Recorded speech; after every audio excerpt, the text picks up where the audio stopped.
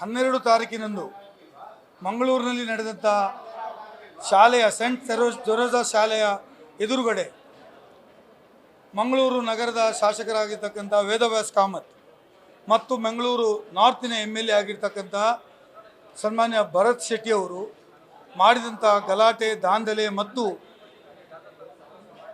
ಜಾತಿಗಳ ಮಧ್ಯೆ ಏರ್ಪಾಡು ಮಾಡಿಸಿದಂಥ ಸಂಘರ್ಷ ಏನಿದೆ, ಇದರ ವಿರುದ್ಧವಾಗಿ ನಾವು ಅವರ ಸದಸ್ಯತ್ವವನ್ನು ರದ್ದುಗೊಳಿಸಬೇಕು.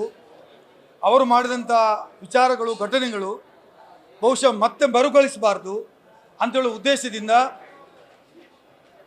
ಕರ್ನಾಟಕ ಸರ್ಕಾರದ ಗೌರವಾನ್ವಿತ ಸ್ಪೀಕರ್ ಅವರಿಗೆ ಇವತ್ತು ದೂರನ್ನು ನೀಡಿದ್ದೇವೆ.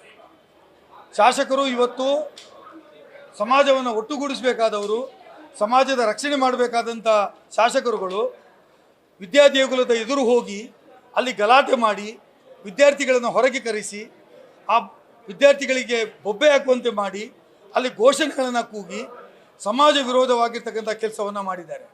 ಮತ್ತು ಅವರು ಮಾಡಿದಂಥ ಕೃತ್ಯ ಬಹುಶಃ ಎಲ್ಲ ಸಮಾಜದವರು ತಲೆ ತಗ್ಗಿಸುವಂಥ ಕೆಲಸವನ್ನು ಮಾಡಿದ್ದಾರೆ. ಇವತ್ತು ಶಾಸಕರಾದಂಥ ವೇದವ್ಯಾಸ್ ಕಾಮತ್ ಅವರು ಮತ್ತು ಭರತ್ ಶೆಟ್ಟಿ ಅವರು ಮಾಡಿದಂಥ ಏನು ವಿಚಾರಗಳಿದ್ದಾವೆ, ಇದು ನಾಗರಿಕ ಸಮಾಜ ತಲೆ ತಗ್ಗಿಸುವಂಥದ್ದು. ವಿದ್ಯಾದೇಗುಲ ಅಂತೇಳಿದರೆ ಎಲ್ಲ ವಿದ್ಯಾರ್ಥಿಗಳು ಅಲ್ಲಿ ಹಿಂದೂ, ಮುಸ್ಲಿಂ, ಕ್ರೈಸ್ತರು ಎಲ್ಲರೂ ಹೋಗಿ ವಿದ್ಯಾಭ್ಯಾಸವನ್ನು ಪಡೆಯುತ್ತಾರೆ. ಅದರ ಮುಂದೆ ಬೆಳಿಗ್ಗೆ 10 ಗಂಟೆಯಿಂದ ಸಂಜೆ 4 ಗಂಟೆವರೆಗೆ ಅಲ್ಲಿ ಕಲಿಸ್ತಕ್ಕಂಥ ಶಿಕ್ಷಕರನ್ನು ಹೊರಗೆ ಕರೆಸಿ ಅವರ ಎದುರಿನಲ್ಲಿ ಮಕ್ಕಳ ಎದುರಿನಲ್ಲಿ ಅವರಿಗೆ ಬೇಕಾದಂಥ ಭಾಷೆಗಳಲ್ಲಿ ಬೈದು ಮತ್ತು ಕ್ರೈಸ್ತ ಶಾಲೆಗಳಿಗೆ ಹಿಂದೂ ವಿದ್ಯಾರ್ಥಿಗಳನ್ನು ಕಳಿಸಬಾರ್ದು, ಬಹಿಷ್ಕಾರ ಮಾಡಬೇಕು, ಕ್ರೈಸ್ತ ಶಾಲೆಗಳಲ್ಲಿ ಹಿಂದೂಗಳ ವಿರುದ್ಧವಾಗಿ ಶೋಷಣೆಗಳನ್ನು ಮಾಡಲಾಗ್ತಿದೆ, ಅವರಿಗೆ ಬೋಧನೆಗಳು ಮಾಡಲಾಗ್ತಾ ಇದೆ ಅಂತೇಳುವ ವಿಚಾರವನ್ನು ಹೇಳಿ ಬಹುಶಃ ಸಮಾಜದ ಘನತೆ ಗೌರವವನ್ನು ಕಡಿಮೆ ಮಾಡಿದ್ದಾರೆ.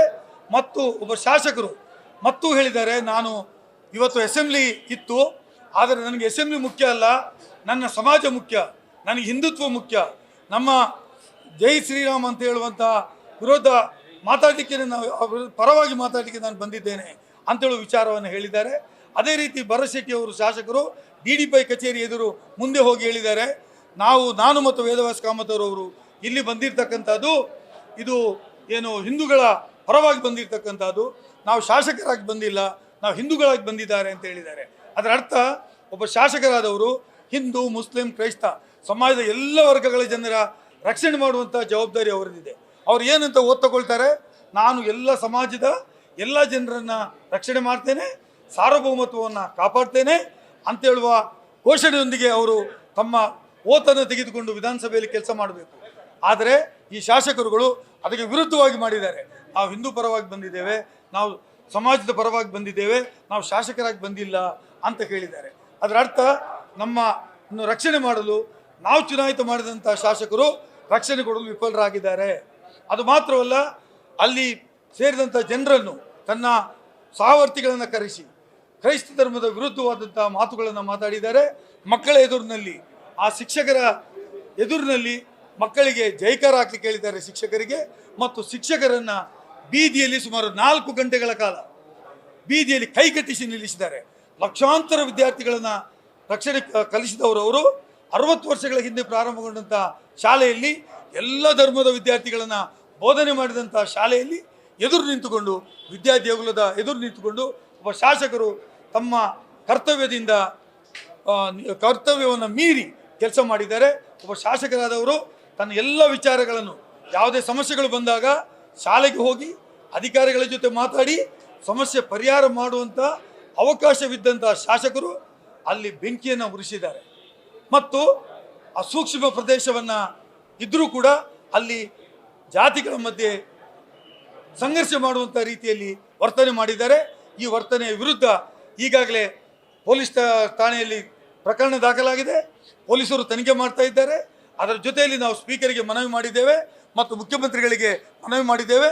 ಆ ಶಾಸಕರುಗಳನ್ನು ಕರೆಸಿ ವಿಚಾರಣೆ ಮಾಡಿ ಅದಕ್ಕೆ ಬೇಕಾದ ಎಲ್ಲ ದಾಖಲೆಗಳನ್ನು ನಾವು ಕೊಟ್ಟಿದ್ದೇವೆ ಮತ್ತು ಅದಕ್ಕೆ ಪೂರಕವಾಗಿರ್ತಕ್ಕಂಥ ಎಲ್ಲ CD ಕೊಟ್ಟಿದ್ದೇವೆ, FIR ಕಾಪಿಗಳನ್ನು ಕೊಟ್ಟಿದ್ದೇವೆ, ಶಾಸಕರುಗಳು ಉಪಸ್ಥಿತರಿದ್ದದನ್ನು ಕೊಟ್ಟಿದ್ದೇವೆ ಮತ್ತು ಆ ಟೀಚರ್ಗಳನ್ನು, ಯಾವ ಸಿಸ್ಟರ್ಸ್ಗಳನ್ನು ಅಲ್ಲಿಗೆ ಕರೆಸಿ ಅವರನ್ನು ಕೈಗಟ್ಟಿಸಿ ನಿಲ್ಲಿಸಿದಂಥ ರೀತಿ ನೋಡಿದರೆ ಬಹುಶಃ ಇದು ಬೆದರಿಕೆಯನ್ನು ಒಡ್ಡಿ ಒಂದು ಸಿಸ್ಟರ್ನ ಸಸ್ಪೆಂಡ್ ಮಾಡಬೇಕು, ಈಗಲೇ ಮಾಡಬೇಕು, ಈ ಹೊತ್ತಿನಲ್ಲೇ ಆಗಬೇಕು.